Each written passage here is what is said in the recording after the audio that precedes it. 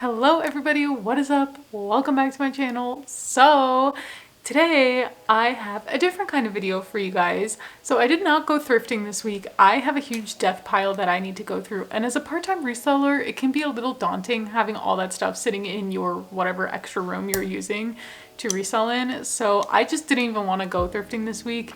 I have so much to list. So I had to come up with something different for this week, and I thought what would be helpful to people.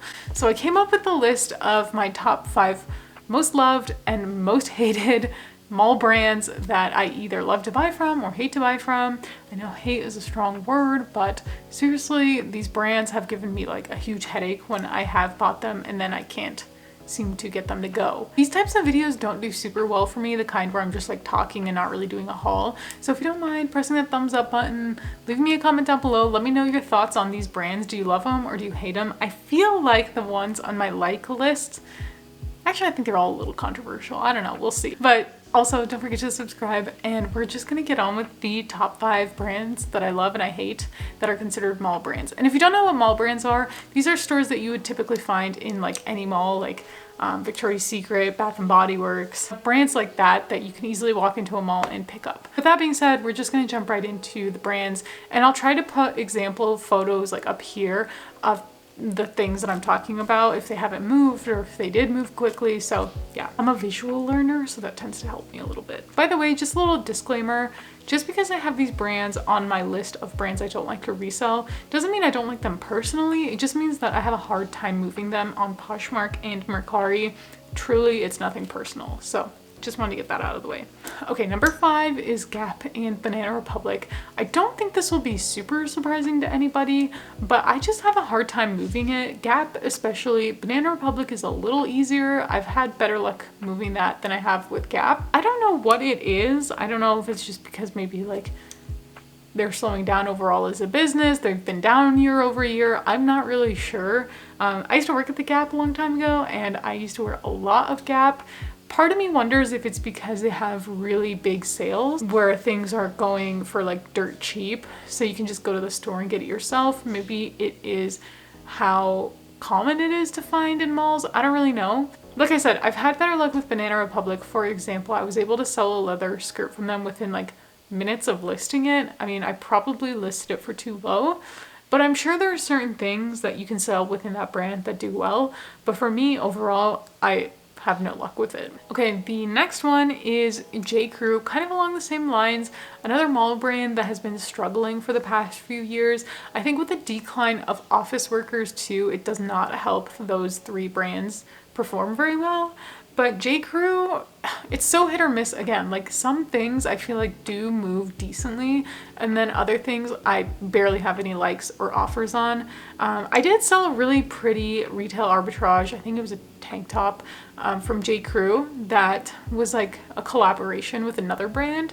That did really well, so I'm guessing maybe if you can find limited edition stuff like that, depending on what it is, maybe it's worth it. But I think J. Crew is a brand where you definitely have to check the comps before buying it, and more often than not, I find myself leaving it behind now. I've heard their coats can do well, but I've never found one, so I don't know. The next one is Urban Outfitters.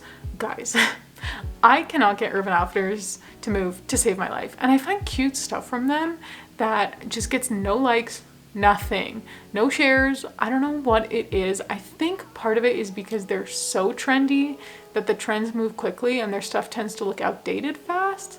I don't know. I can't even get Plato's Closet to buy Urban Outfitters stuff. I really genuinely don't know what it is. So I stopped buying it, especially the stuff with the older labels. So Urban Outfitters used to like have different names for their in-house brands, like Kimchi Blue was one of them, Silence and Noise was another one. So I know I recently hauled something from Silence and Noise, but like generally I try to stay away from it, and even now I'm regretting buying that piece. So you know, it is what it is, but you live and you learn. Next one I lumped together is Anthropologie and Free People. This is more of a disappointment because some of their stuff really does move.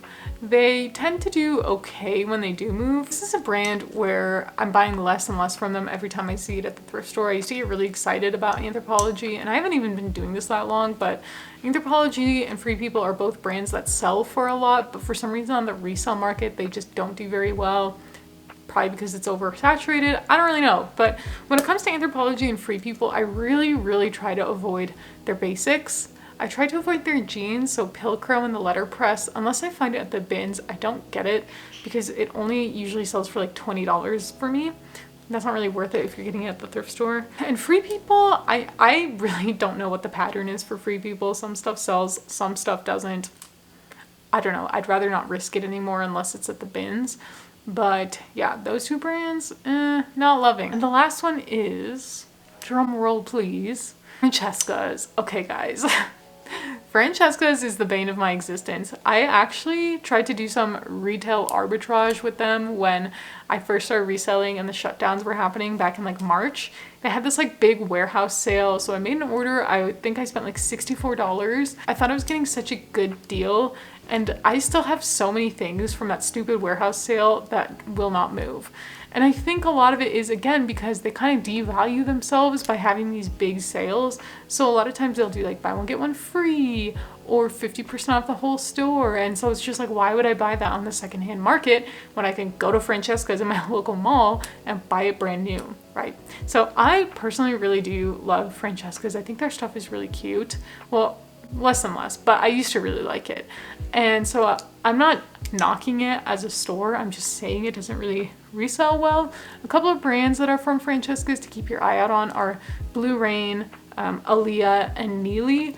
Those are 3 brands that are sold at Francesca's, and personally, I can't get them to move at all. So that's my 2 cents. So that's my number 1 brand that I stay away from now. Top 5 mall brands that I like to resell, starting with number 5 is Zara. Now, okay, Zara can be hit or miss. Some things from there just get nothing from me, but some of the things just fly off the shelf super fast.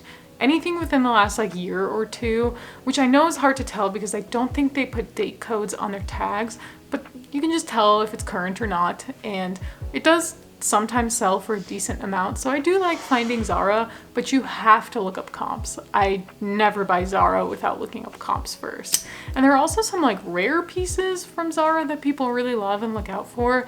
For example, I sold a crushed velvet jacket from there for a pretty good price, and yeah, that seemed to be a popular item and the comps supported that, so I bought it. 4 is Madewell. I know a lot of people don't love Madewell, but what I do like about Madewell specifically is their sweaters and their jeans. Those 2 things do really well for me. Everything else, especially their shirts, don't do so great. Dresses, a little better, but honestly, if you pick up their jeans and their sweaters, in my opinion, it's money. And I always look on the inside tag to make sure it's within the last like 2 or 3 years. The jeans I might give in a little bit on, like maybe 5 years, but the current styles do really well and you usually sell for $50 or more for me fairly quickly. So Madewell jeans. Their sweaters are also kind of Just look up your comps, okay? There's always something in every brand that's worth reselling and something that's not. Okay, this next one is a new one for me, and it's Abercrombie. I recently sold a pair of leather pants from them for $65. I'll insert a picture. They did very well and sold very quickly in less than a week. And Abercrombie is one of those things where if I have something new and trendy from them, it will sell fast. I feel like it's one of those brands that's kind of up and coming. A lot of people are noticing it more. They have very cute styles lately. It's one of my personal favorite places to shop when I'm looking for something new and specific. So keep your eye out for new and trendy Abercrombie. So the next one is Victoria's Secret, which might be a shocker, but guys, everything Victoria's Secret that I've ever posted has sold. Their bras, it doesn't matter how old their bras are, they will sell. I love picking them up at the bins. It's my favorite because they barely weigh anything and you can sell them for like $15 to $20 and they move fast. Their robes do really well for me. I recently sold a robe from there for a pretty decent price. It was new with tags. It was actually my own robe, but whatever. So yeah, Victoria's Secret can be shocking. Pink, not so much. So yeah, when you're at the bins, keep your eye out for Victoria's Secret. It does sell for a pretty decent amount and fast. I wouldn't pick it up at a regular thrift store though, I don't think, unless it was like under $3. Okay, and last but not least is American Eagle. And Aerie too, actually. I know those two brands are kind of the same Well, they are the same. But I really love selling both of these, especially jeans from American Eagle do really, really well. And leggings from Aerie and dresses from Aerie too. So I don't know what it is, but I think people are just looking for a good deal on a very classic brand. But their shorts do really well too. So was that 4? I don't even know why I put 4 fingers up. That's a brand that I will maybe pay up for. I recently found a pair of Meet with Tags American Eagle jeans that I paid up for at the thrift store, but I have sold American Eagle jeans in the $30 to $40 range when it's been brand new. So just throwing that out there. I don't know, it might be worth checking it out if you haven't before. So I know that was a lot, but those are my top 5 most hated and most loved brands at the mall that I like to resell on my Poshmark and Mercari. I hope you guys enjoyed this video. Let me know your thoughts down below on these brands. Do you pick them up? Do you avoid them too? I don't know, but I hope you guys didn't take offense. I love all these brands for myself, just not for my Poshmark. I'll see you guys next time. Bye.